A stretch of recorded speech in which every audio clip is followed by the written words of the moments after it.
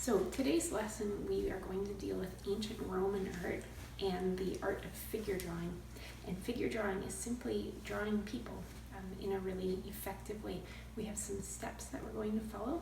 So if you have any trouble drawing people or have in the past, don't worry, because if you follow these steps, everything goes really well and really smoothly. But we have to start with our art history component. So I'm going to be showing you an image of our art history piece. And this piece is called the Era Passus. And it was painted, or it wasn't painted, it was sculpted from 13 to 9 BC. And it's an example of ancient Roman art. So if we have a look at this sculpture, you're going to see that it is it's actually an entire altar that you could walk up into, and then the Romans would walk into that altar there, and they would offer incense. But all around the outsides of the altar, we're going to see these sculptures, and those sculptures are all of the human figure. So that's a really interesting, complex sort of project, and that's why it took them 4 years to build the Era Passus. So having a look, maybe we'll go back to the whiteboard and we'll just write down our information for that piece. So the piece is called the Era Passus. It was sculpted from 13 to 9 BC. And the reason that number goes backwards is because we're working backwards to 0 when we're before Christ. And it's an example of ancient Roman art.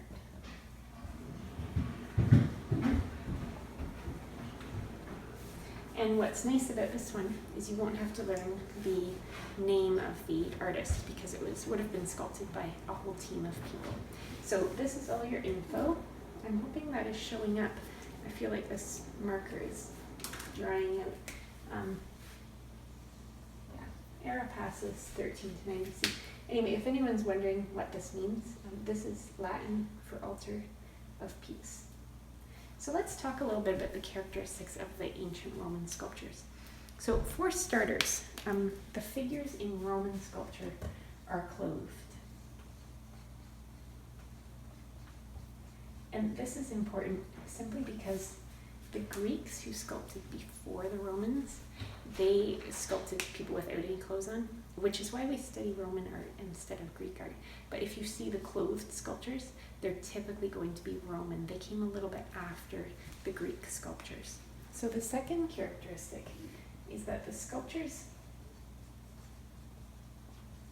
often commemorated an event, a specific event. I did not write that properly. Specific event. So there are other sculptures that you're going to find in art history that are just simply a sculpture of a person just standing there looking nice. But the Roman sculptures, they were usually documenting something that happened. They were almost like a news story. So something important would happen. In this case, there was a period of peace that came after a period of war. And to commemorate that peaceful period, what this city did was they sculpted this altar of peace. And then that was commemorating the event. Okay? So number 3 is they are often military. Now you're not going to see references to military in the Era Passus, but there are a lot of other ones, Roman sculptures, that you're going to see that. So when it comes time to do your report, you'll find all kinds of them have got swords and shields, and they look like they're coming home from battle or marching into battle, and that's one of those characteristics of the Roman sculpture. So finally, we have a lot of interesting poses.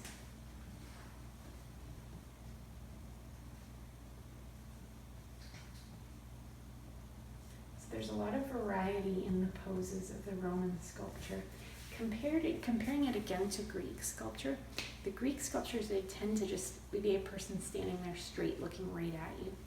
The Roman ones are very different, and this is because they happened a little bit later in history. They had developed more advancements in sculpture techniques, and they had also just figured out, they've learned how to refine the process. So that allowed them to create more complex poses. So you're going to see in Roman sculpture, you're going to see twisted poses, people with arms raised or legs up or sitting on a horse. So just a lot more complex, a lot more complicated than the Greek ones that came before them. So if you see a sculpture that meets these 4 characteristics, it's very likely that it's going to be ancient Roman. So this is your piece that you're putting in your art history notes. This is one of the ones that will be on the final exam. And here's your 4 characteristics. So if you look at your homework log, you're going to see that you have to do a report on a Roman sculpture. So again, if you can follow your sheet that says how to write an art report, that is a drawing of your sculpture plus a paragraph that's typed nicely and explains to me exactly why this is a good example of Roman sculpture. So I'm just going to put an image of that, those guidelines on the screen for a minute so that you can see exactly what I'm referring to. Now you've done quite a few of these already. I think this may be your 5th one already, but just make sure that you're always following this rubric and you're really checking that everything, that you're meeting all those requirements. So that ends our art history component of the class. And now what we're going to move on is, we're going to move on to the figure drawing component. And this is really fun because we're just going to take about an hour to learn how to draw the figure really well, in proportion and proper sense of movement. And it's really nice to know how to do this because you sort of feel more empowered when you have to draw a person. You'll actually get it in proportion. And they tend to look a lot better if you know this method. So let's move on to that. What you're going to need is to print off the package that was emailed to your parents. I think it's about 7 sheets, and you're going to have that with you as you work. If printing is a problem, you will need to maybe just work off a screen. Make sure you've got a screen with you so that you can see what we're looking at. So let's get going on that. So what you're going to need is just a regular pencil, a bunch of paper, maybe 6 to 8 sheets of paper. We'll see how many we need. And you're going to need to either print this package off that was emailed to your parents, or make sure you've got it up on a screen so that you can see these images really well. So what we need to do is first figure out the best method for drawing the human figure. And contrary to what most people believe, it's not to create an outline. So typically when we have to draw people, we start making lines around, right? This is very normal. And you can draw a person that looks pretty decent this way, but isn't the proper technique. And there's a whole bunch of reasons why. So this is probably how you draw people, and this is how most people do. But we're going to talk about why it's not the best. So first of all, this person has got lines all around them. So they're completely outlined by this line, and that makes them sort of trapped and still. So this person does not feel like they would move around, that they would be realistic or 3-dimensional or be in motion. So that's the biggest problem with drawing like that. So what we have to do instead is learn how to draw what's called a gesture. And then you put these details on top of the gesture later. So here's how a gesture looks. I'm going to spell it for you. This is the word of the day. You're learning how to draw a gesture. This is what a gesture looks like. A gesture of the human figure looks like this. You might know this actually as a sausage person. Maybe some of you have learned this before, where you draw, like we call them sausage people because these are sort of sausage shapes. So instead of drawing the outlines of a figure, what you do is you draw the gesture first. That's what it looks like. So let's talk about the gesture. First of all, it was done very quickly. That's important. Second, it was done very lightly. That's also very important. And third, it has a sense of movement. It doesn't look like it is stuck on the page. It looks like it might start to move. And later, when we start to develop these, you'll see how we can create a sense of movement in that gesture. Finally, it's in proportion. So when we draw our gestures, we're going to learn all the proportions to get them correct, so that you don't have to worry about things going wonky later on.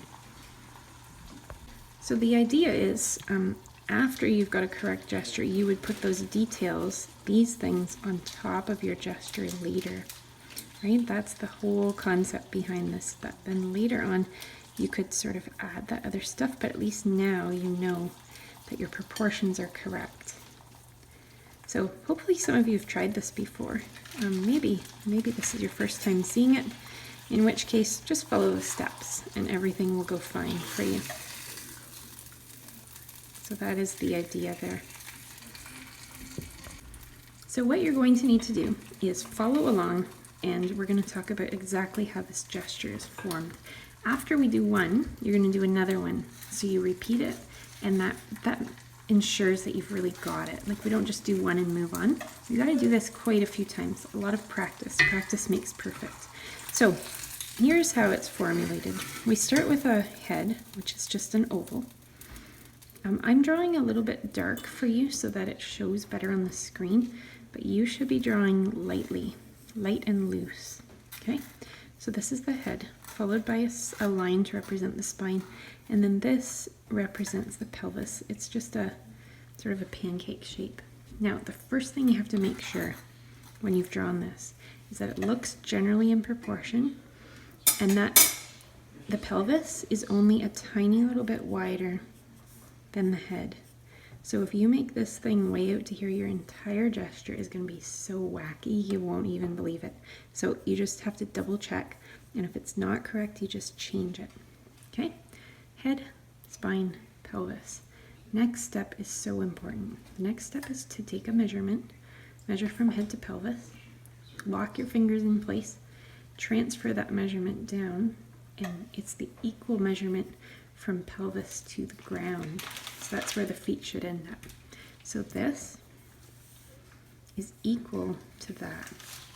Do not skip this step. This is really important. If you don't do this, what happens is you make your legs about this long. That's just what people do, and then they look really silly. So we have to measure, make a little mark down here. So now we're ready to do the legs. So sausage number 1, knee, sausage number 2, and do the same on the other side. Try to fill up the pelvis with these shapes so that you don't have a giant space in between. The sausages are not like this. Okay, that is just weird. They fill up the width of the pelvis. All right, so don't do that. All right, so at the bottom, we're going to do feet. This represents a foot facing you, and this represents a foot facing off to the side. Okay, we're going to move up to the torso. So we've got a shoulder line. The shoulder line is 3 things. It's slightly curved. It's slightly wider than the pelvis, and I mean slightly. And finally, we've left a little space for the neck. So curved, a little wider than the hips, and a neck space. Let's put circles on each end for the shoulders and then join it up to the waist. Now if you've done that, you're going to have a very slight taper.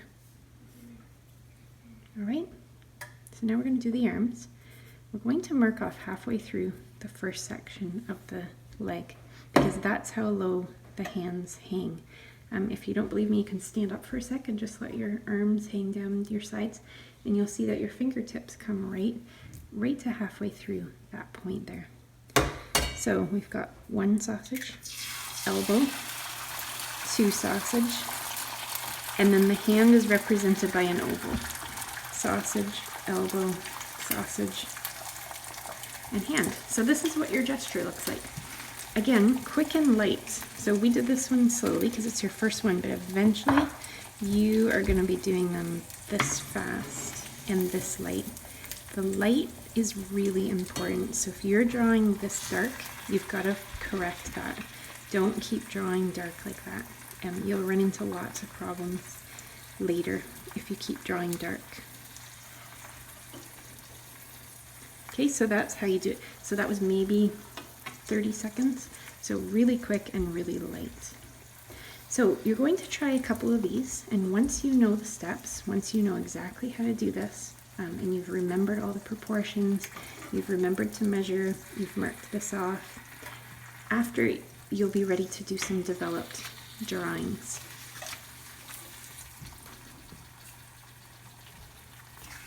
So now what we need to do is move on to the first page. Yeah, it's page 1 of the package that you were emailed. So I need you to try to draw all these different poses. So there's 9 different ones. And don't forget those things that we talked about here. Okay, those 4 things. So this is what they're going to look like.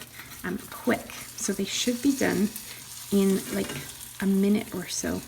So sometimes for the first few, they take a little longer than a minute. Don't worry if that happens. But eventually, our goal is to have them finished in about a minute.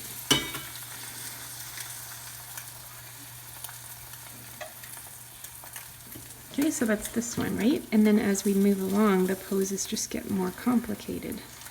And all of the poses on this page are pretty simple. They will get crazy later, but for now, they're supposed to just be a nice, easy introduction, right? So we're looking very carefully at the pose.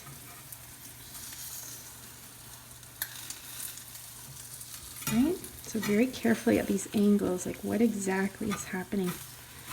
Right, so that's this one, right? So then they get trickier. So you're going to do all of them.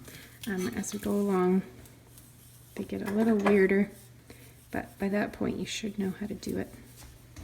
Right, so this one has crossed legs. And notice that we're still doing them as fast as possible. Right, so I'm just going to show you this one. Of course, you're doing them all. This is just kind of to show you how they're going to look and how quickly they need to be done.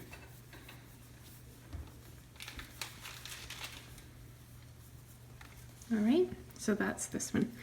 So you're going to do all 9 of these, and when you're finished, we're going to start to move on to more complex poses. So now you're ready for these more complex poses. So find your sheet, there's 2 of them. There's 2 pages now, and it says figure drawing complex poses, and these guys are doing weird things with their arms and their legs. So it's time to try some of these. Yeah. There's 2 sheets. So we've got 3, there's 7 here, and when you're finished, you're going to do the 8 on this page. And again, you're going to see that they're really kind of crazy, right? So let's try this one, for example. Really important to still follow the gesture method. Don't go doing your own funny thing now that they get weird. Also, make sure that you've still got a really light, loose hand for these. We're not drawing these dark. If you are drawing them dark, have a look, be honest with yourself, ask yourself, am I drawing dark? And if you are, you need to fix that now, okay? One thing that might help, if you're drawing too dark, often your fingers are too close to the end of your pencil. You gotta pull them back a little bit, and that just helps you to relax your grip a little bit, and you'll draw better that way. Okay, so this really shows you how that figure looks like it's in motion, right? It's not stiff like the one that we had looked at earlier, right? It's not locked in these lines, but it really feels like it's moving around, okay? So these are your complex poses. So you're going to do all the ones on this page and all the ones on this page. So give that a try now.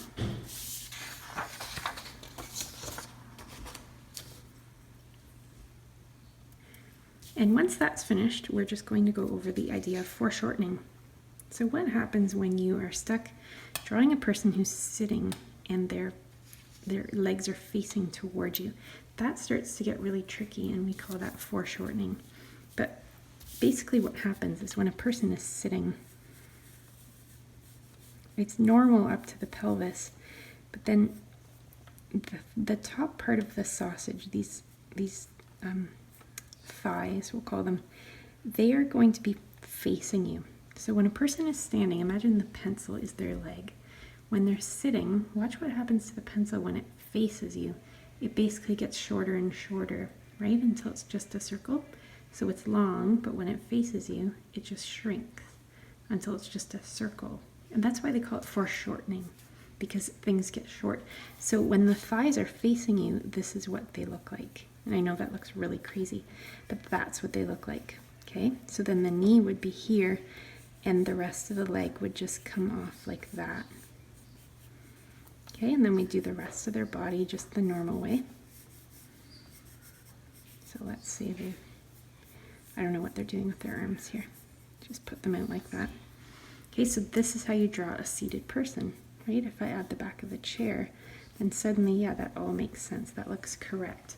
Even though if at the time you draw it, often it looks a little funny, but that is how you do it, okay? So let's have a look at the reference. You're going to be trying 6 seated people, and you'll see when you draw them, like the top half of this leg, see how it's just a short circle, right, instead of a long sausage. So follow along really carefully. Do these 6 poses, followed by these. So we've got 6, 9, 10, we've got 11 more. So I know it seems like a lot of drawing, but keep in mind that a gesture only really takes you like a minute to a minute and a half to do. They're not supposed to take a long time. So for example, this one, light and loose, and proportions are important. Right, so here's that foreshortened circle, so it just becomes that. This one becomes regular length. And it's tricky, like you're gonna be like, whoa, what is going on here? Knee is way up here. So if you find them tricky, that's normal. They're not actually that easy. In this one, the neck is not left, right? His head comes down through his shoulder line. So I'm putting a shoulder line up there. But yeah, they definitely get very complicated. But keep your line light and loose. That's the most important thing. So like that. So that's this guy. And that didn't even take 1 minute. Okay? So take your time. You're going to draw all these guys and all of these guys. And then we'll come back and finish up the lesson with our last drawings. So now it's time to start what we call a developed gesture. Obviously this is not finished, right? All of these gesture drawings that we've done, those aren't finished. They're just the base layer. What we want to do now is start to put the detail layer on top of that base. So that's what I showed you right at the beginning. You'll see that really light gesture underneath, followed by lines that represent the details on top. So when we do a developed gesture, actually I'm going to write that on this side, sorry. A developed gesture has got 3 layers. Okay, and we have to do all 3 layers. Layer 1 is the gesture itself. So you can see that I've already drawn the gesture on here. Okay, layer 2 is we're going to add detail. And layer 3 is we're going to add value. Value is the same as shading. Okay, so we are going to develop this gesture all the way with our detail and shading until it looks just like this guy. So you have got 2 pages of reference to pick from. We're going to try one in class, and then you'll see from the homework, which we'll talk about later, you've got to do 5 more for homework. And you can pick any of the ones on these pages. But I'm going to start with this one for the class demo. So again, your gesture is very light, very loose. If you drew this thing dark like that, you just have to stop and start over till it looks like this. It can't be dark. Okay, so nice and light, and then once it's finished, I'm just going to double check all the proportions. Like it looks like all my angles are correct. If anything needs to be adjusted, this is the time to do it. But I think it's probably pretty good. Okay, so when you're happy with your gesture, you're going to move on to detail. For the detail layer, this is where you can start to draw a little darker. Okay, so now we're going to come along and develop all of the detail in this drawing. So we're going to outline his neck. I'm going to draw that hood. Everything from the hood to the strings to his fingers, all of this detail that has to go on. So unlike the gestures, which took a minute each, these developed drawings take 20 to 30 minutes each. So we can't just whip them off like we did the gestures. You're kind of committed for the long haul now with these developed.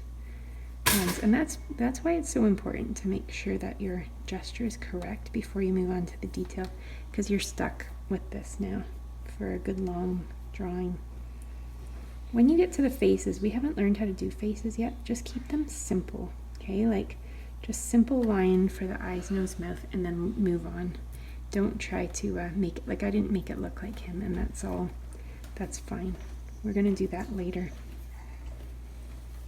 Okay, so I have to do all this detail here, strings. So this just takes a long time, and you gotta work slowly and carefully. So I'm just gonna pause the video here, and you can work on yours, and we'll meet back to move on to the shading. All right, so we've sunk 10-ish minutes, 5 to 10 minutes into that detail layer. We did our gesture. You'll notice that this is a different drawing. That's because my camera stopped recording.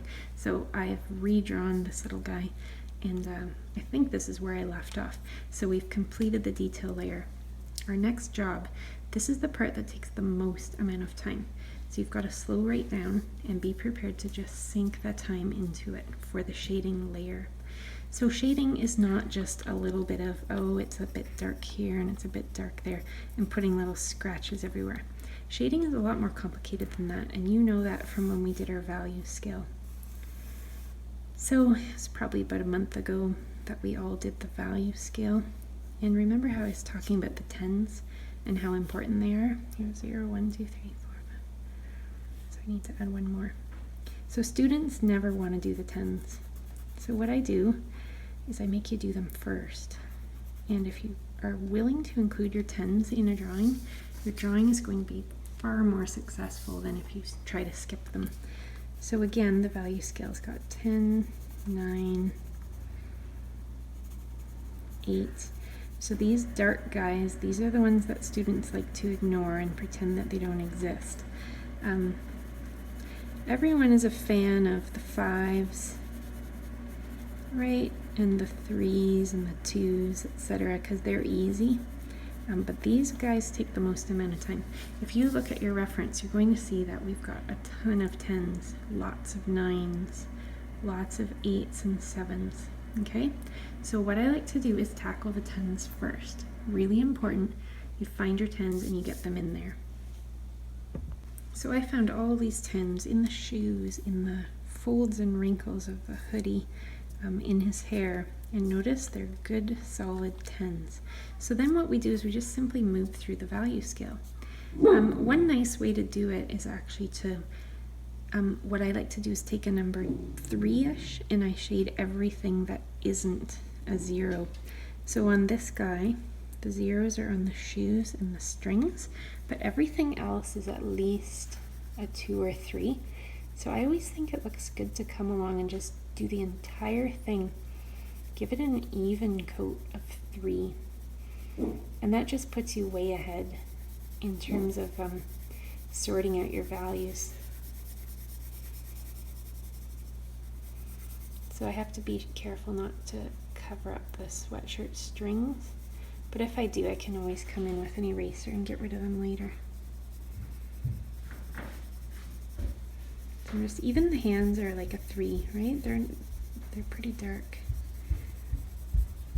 So an even coat over the entire thing.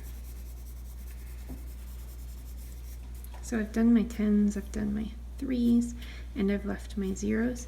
So then we just keep working through. And again, this whole process is going to take you about 20 minutes to do it well. So maybe I'm going to look for like the 5s, 6s, and 7s that are in the pants. Right? And it's just a matter of slowing down and observing very carefully to get these shadows in here. Like it's basically one thing at a time. Try not to jump around through the picture. Try to stay in one spot and be thorough in that spot. Like I'm just going to stay on this pant leg until it's finished, and then I'll move to the next one. So see that? I've got the 8s and the 7s that are done in the pants there. Okay, and you'll notice the pants are still even a little darker than that 3 that I originally gave them that coat of. So I'm just going to bring it up so it's dark enough. So it's a real method, it's a real process. We don't just randomly go around putting little scratches here and there. Just really do it well. Also, if it looks like you didn't spend 20 to 30 minutes on the shading, they typically don't get a very good mark, so it's really important to slow it down to really be thorough. Thorough means you've done it all, not just a couple little spots. All right, I'm going to move on to the top to his hoodie, because that's got some really dark shades in it. So these are all, I'm going to say, an 8. But because I've already done the 10s, it's just a matter of darkening up the whole thing like that.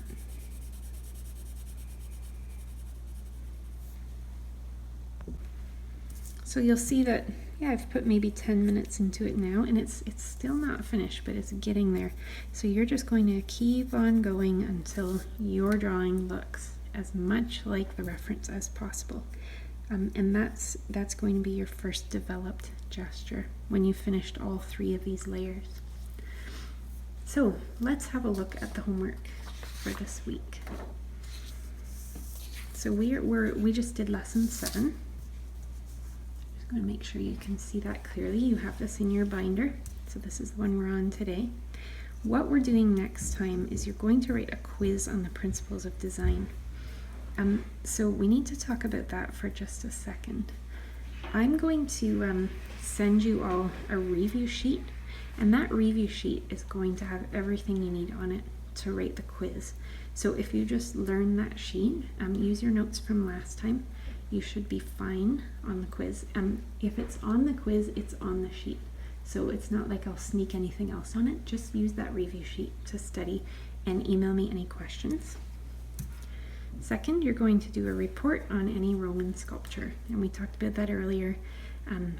Here's your an image of your handout for that, and make sure that you follow everything very carefully.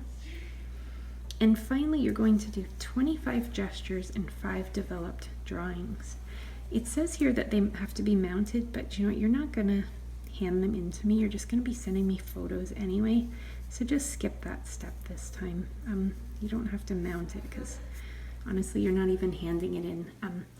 So 25 gestures, that means 25 of these quick little guys, right? Those really fast things that you can do in 1 minute. You're going to do 25 of those, and then you're going to do 5 developed gestures, 5 of these guys, okay?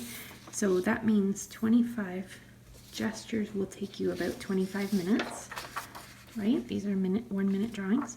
These are about 20 minutes each. So altogether, you're going to have to put another hour and a bit into the developed gestures. So again, that's 25 gestures, 5 developed. Developed means all these steps. Okay? And then I will be sending you the review sheet for this and a reminder sheet for that. So email me if you have any questions, and I guess we're meeting at 4:30 to just recap everything. So I'll talk to you guys then.